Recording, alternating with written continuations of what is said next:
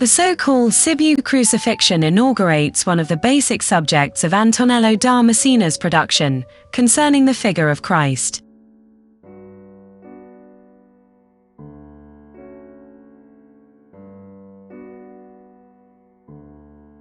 In particular, the painter focuses on three key moments of the passion and death of Jesus.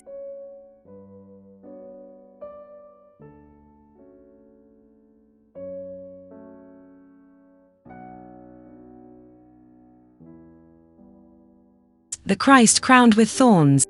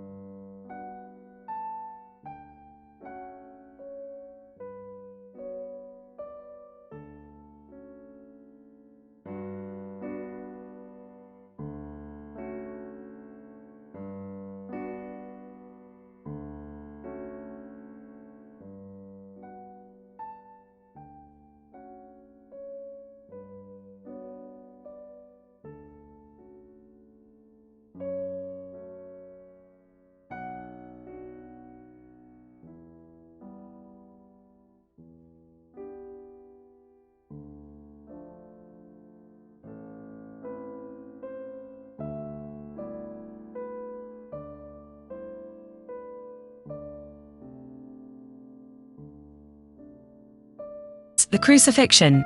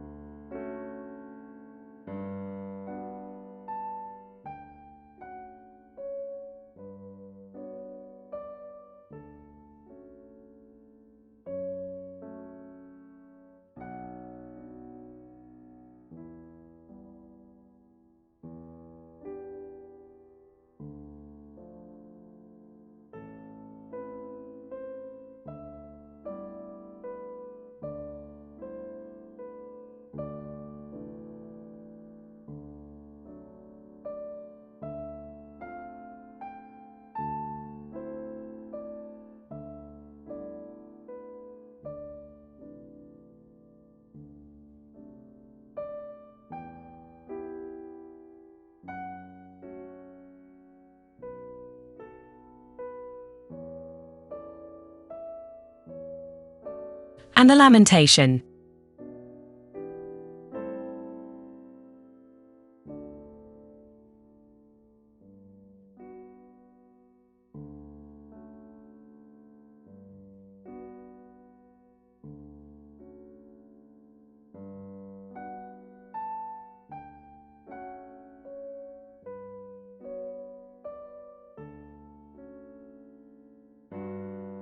In all three, Antonello seems to be progressively refining his art.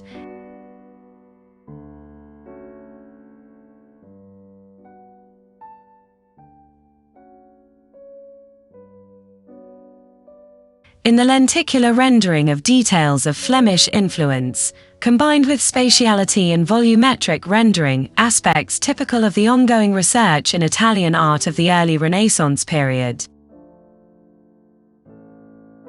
The Sibiu Crucifixion was attributed to Antonello by two authoritative scholars. By Carl Voll in 1902, and later by Bernard Berenson in 1932. The painting belonged to Baron Samuel von Bruckenthal, a representative of the Saxon noble families in the service of Empress Maria Theresa.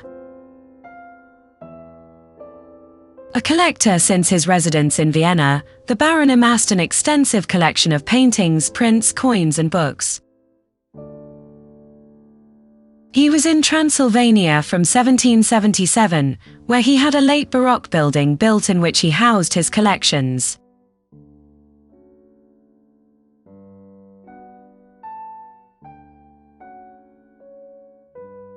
This early work by Antonello would appear to be iconographically reminiscent of Flemish Calvaries,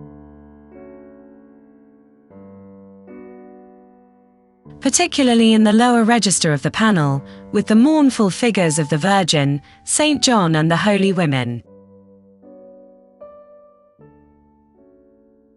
Here the description of the attitudes of the various characters dominates, with the scene rich in carefully depicted details.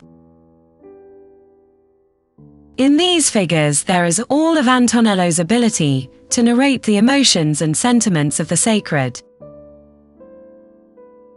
In Rejecting Pain, one of the holy women covers her face with her hands. Another one turns his back on the crucifix.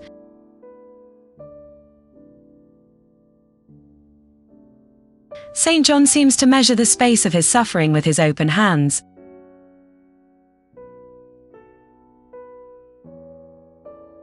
Our Lady, on the contrary, clasps them to her chest.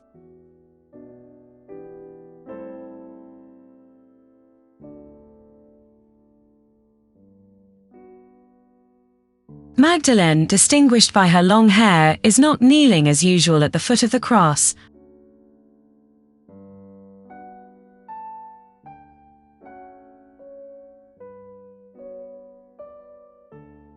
On the contrary, she seems to push this painful vision away from herself, spreading her hands and turning her head.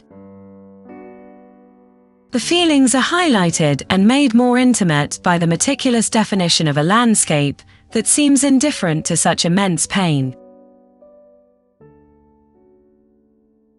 The tiny crowd, intent on their daily occupations, seems almost unaware of what is happening on the Mount of Calvary.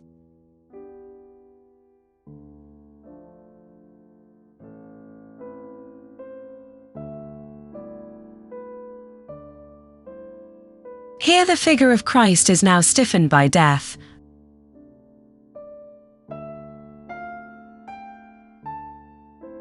The cold light coming from the left carves the figure.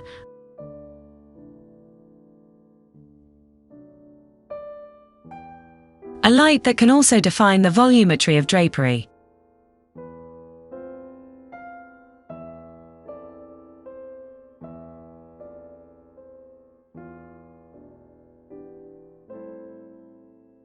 Jesus, remember me when you come into your kingdom.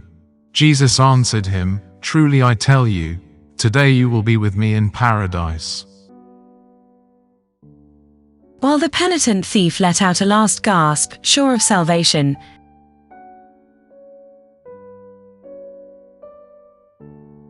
the impenitent thief seems to be writhing again.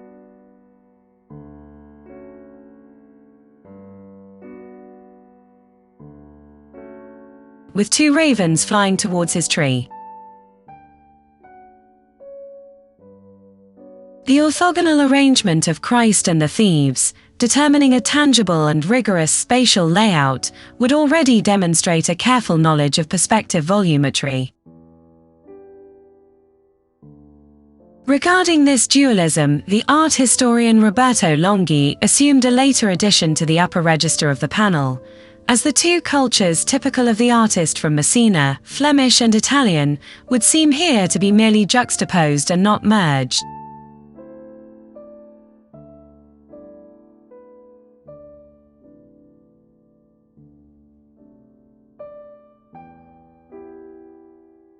As in other contemporary or immediately subsequent works, Antonello demonstrates his ability to render arid, sunburnt terrain, furrowed by ripples and cracks, with sparse bushes and some symbolic details.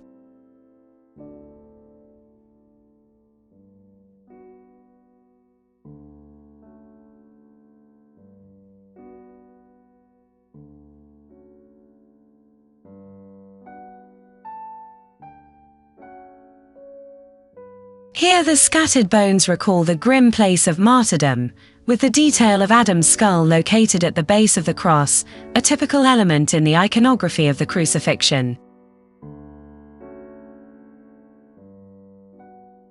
The Saviour redeems men with his blood, beginning with the very first sinner.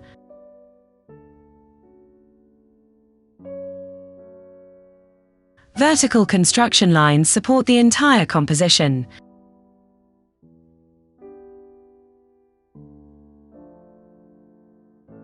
Towards the center of the painting, the curved forms of the first slopes of Mount Calvary and the water develop the depth of the landscape.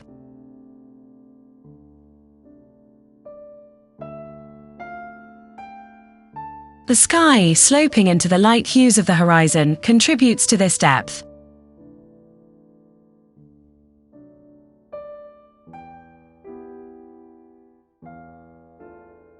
It is precisely the combination of the volute of the harbour and the cross that creates a spiral eidetic, at the apex of which the figure of Christ stands out.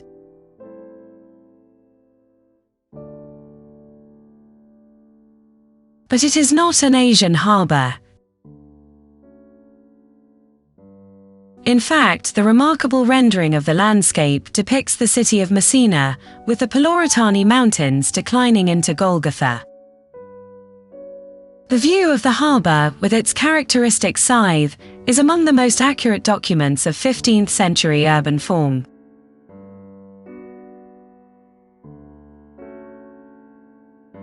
In the deep perspective, Antonello even inserts the Aeolian Islands, which are actually only visible in some parts of the coastline, in the hilly loops in front of the Tyrrhenian Sea.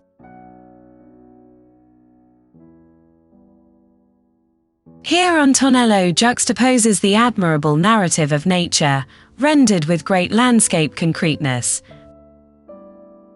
as in the example of the sea dotted with the many sails that animate it.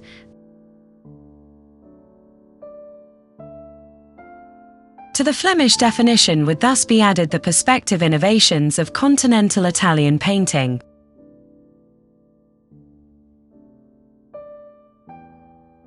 Such topographical accuracy, recognizable for example in Piero della Francesca, does not remain an end in itself. In the diptych, all the Montefeltro domains are imbued with the good government of the ducal figures in the foreground.